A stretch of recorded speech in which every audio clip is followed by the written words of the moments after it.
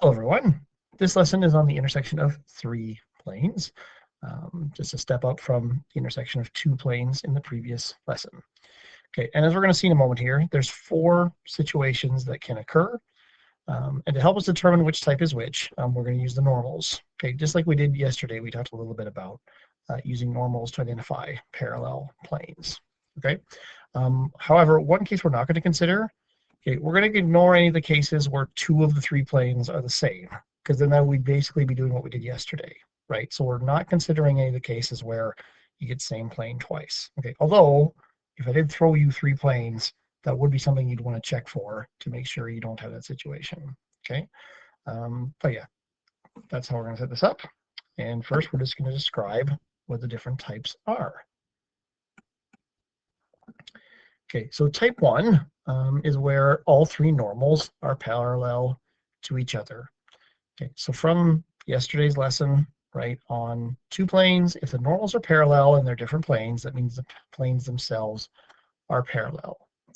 Okay, so type 1 looks like this. I have three different planes, okay, and they are distinct, okay, and there's no intersection. And again, I'm going to flip over to GeoGebra for a second. So here are three planes, okay, that are parallel to each other. Get a good angle here, and you can see they don't touch. Okay, so that is type 1. Okay, three planes that are parallel do not intersect. Okay, type 2 is when two of the normals are parallel, but the third one is not. Okay, so that means that two of the planes are going to be parallel, okay, and the third one is not, so it slices through the other two planes. Okay, so what you get here is two parallel lines. Okay, so there isn't a common intersection between the three planes, but for each pair, you can potentially solve for the line that runs through the different pairs. Okay, and again, I'm going to flip over here. So I'm going to take this one away and put this one in. Okay, and it looks something like this. Okay, right from a certain angle, that almost looks like a line. Okay, so we almost could call this a transversal plane. Transversal line was the 2D case you learned back in grade 9. Okay, but that's what type 2 looks like. Two are parallel, and the third one slices the other two. Okay, type 3, the normals are coplanar. Okay, what that means is that if I set these up, okay, the normals of these three planes would lie in the same plane themselves. So this is a little bit hard to visualize. So again, I'm going to flip back to GeoGebra for a second to help show what's going on there. Okay. So that was my case for 2. Okay, so I'm going to switch this over. I take this one out and put this one in. Okay. So here's three planes. Okay. I'm going to put their normals on the screen here for a second. So I've put them down here. 1, 2, 3. Okay, and I'm going to hide. So again, you can see here for the purple one, right? This line is perpendicular to the surface of that plane. Okay. All right. So I'm going to hide the planes for a sec.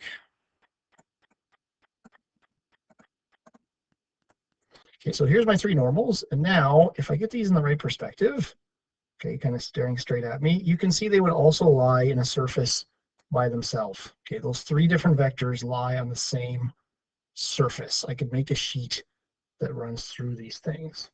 Okay, so that's what it means. Okay, they're coplanar, or it means they're a linear combination. I could combine two of these vectors somehow and get a third vector because they lie on the same surface. Okay, that's what it means. So in this situation, there's two things that can occur. Okay, the first one is that picture I had a moment ago. Okay, you get this kind of a triangle thing happening in three-dimensional space. So this means the lines the different planes intersect in lines. Okay, you get three parallel lines that are distinct from each other. Okay, so that's the first option. Okay, so we call that type 3A. Okay, so the second case is if you could imagine this kind of collapsing on itself. If I brought this triangle tighter and tighter together, so again, I'm going to switch to GeoGebra here. Okay, so there's my system again. I'm going to focus on the triangle. Okay, and I'm going to change part of the equation. So this is sliding one of my planes towards the center there. Okay, and see if I can zoom this in a bit. Oh, there we go. There's my triangle again. Okay, I'm going to keep tightening that up. Okay, and eventually, in this case, when k is equal to 0, I got a little bit of a triangle still, but yeah, eventually, oh, didn't quite hit 0. Let's make that 0. Okay, eventually you get to the point where you get the median line. So make this kind of star shape. All right. So that's type 3B. Okay, is that they all meet in one line. Okay, that runs in the same direction. So type 3B is the first one where we have a solution. We have a common intersection of all three planes. They all meet in this same line. Okay, the fourth type of intersection, okay, is now the normals are not parallel, so you have no parallel, okay, and they don't lie in the same plane. So the normals go in three different, truly different directions here. Okay, so this is where the planes will intersect in a single point. The planes are going in different enough directions that when you look at the different slices, they end up meeting in a single spot. Okay, and once again, I'm going to flip back to show what that looks like. So I'm going to turn off this plane and turn on, wait. No, we'll keep that one. Oh, I can't see my other plane. Oh, it's way down there.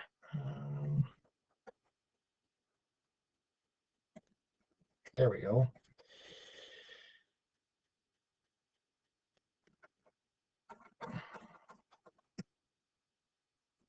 Okay, gotta get the right angle here. You can kind of see it here. Okay, right, like in here. Okay, is they meet at a single spot. They're not in a line anymore. Yeah. Okay, they just meet at a single point, kind of right here. Okay, hold on a sec. That's not showing up very well, so I'm just going to pause and realign this. So it's going to jump in a moment. Okay, sorry about that. That's much better. Now you can see there's this corner right here. And if I move around, I can see it's under there. Okay, it's there. Right, there's that one little spot where they all meet in the exact same spot, and then there's just a bunch of lines elsewhere. Okay, so those are the four different cases. So for today's lesson, all we're focusing on is just identifying the cases. Okay, next couple lessons we'll get into how to actually solve for the different things.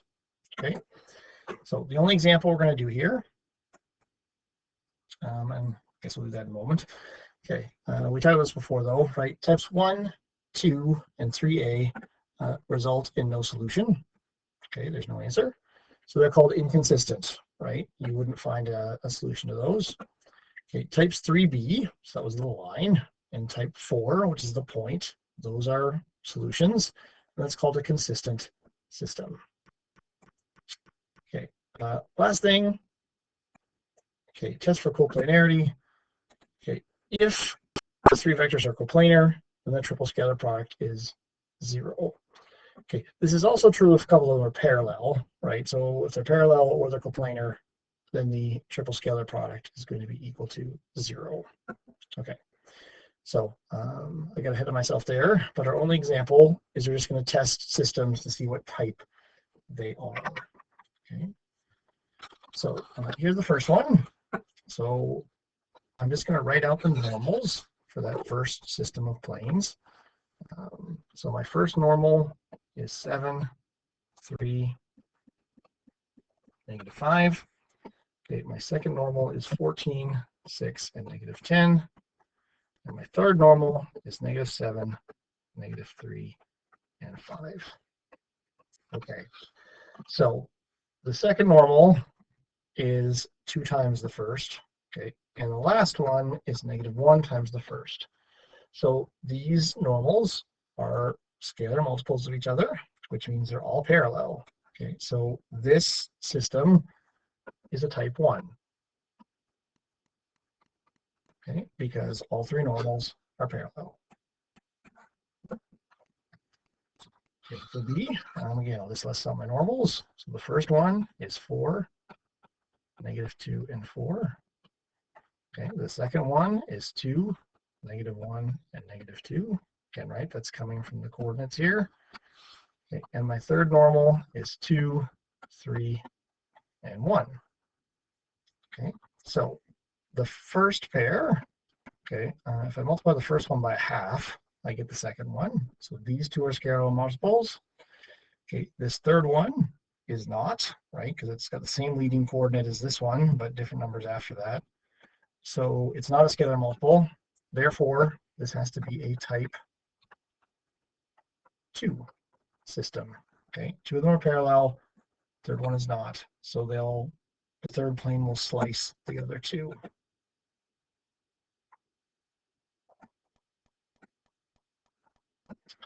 Okay, third one for C. Okay, we'll look at normals again. So we've got 1, -1, and 2.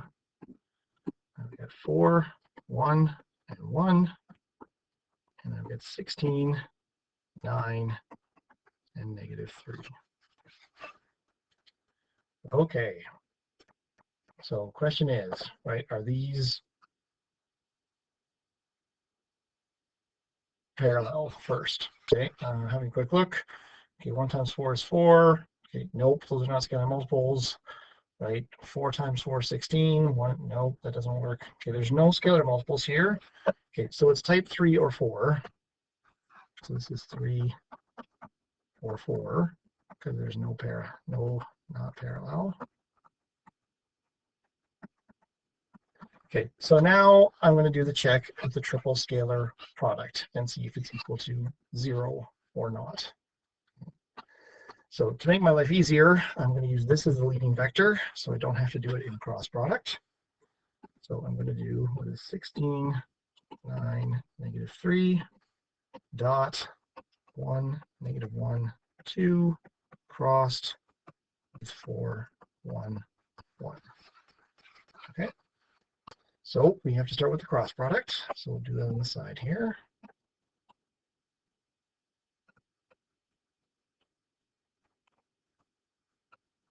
So let's see, -1 take away 2 is -3. 8 take away 1 is 7. And 1 take away -4 is 5. Okay.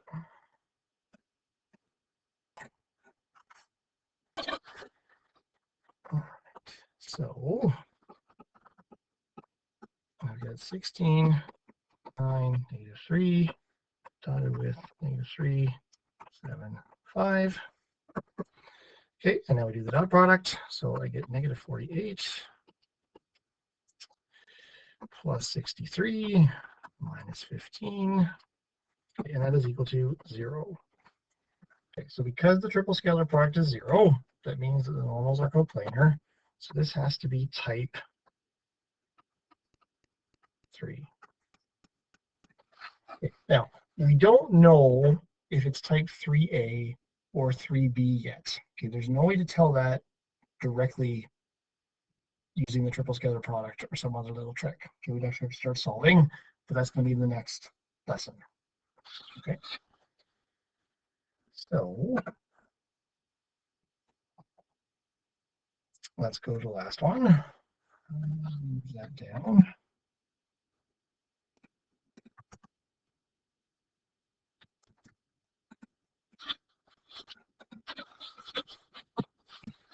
Okay, so once again, we'll check the normals. So my normals are 1, -1, 2, 4, 1, 1, and 4, 9, -3.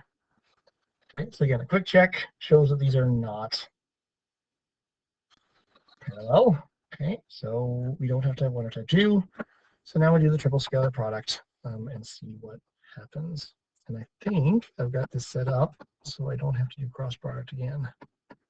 So 4, -9, and 3, dotted with 1, -1, 2, crossed with 4, 1, 1. I believe we just did that cross on the previous page. So that's -3, -3, 7, and 5. 3, 7, 5.